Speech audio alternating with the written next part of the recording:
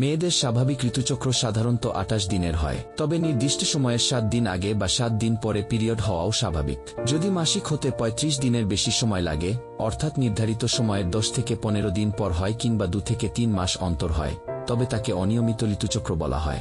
বেশ কিছু কারণে অনিয়মিত মাসিক হতে পারে: ওজন বেড়ে যাওয়া, পলিসিস্টিক ওভারিয়ান সিনড্রোম, মানসিক চাপ, জরায়ু টিউমার, এন্ডোমেট্রিওসিস, থাইরয়েড হরমোনের তারতম্য ইত্যাদি। অনিয়মিত মাসিকের কারণে 2 ধরনের সমস্যা বেশি হয়ে থাকে।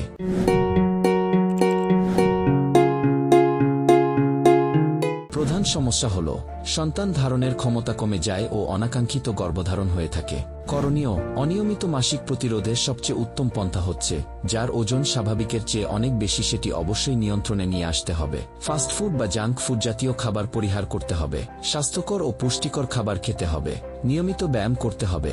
নিয়ম করে রোজ 7 থেকে 8 ঘন্টা রাতে ঘুমাতে হবে। আর একটা জিনিস খেয়াল রাখতে হবে, যে কোনো রোগের ক্ষেত্রে শুরুতেই ডাক্তারের পরামর্শ নিতে হবে।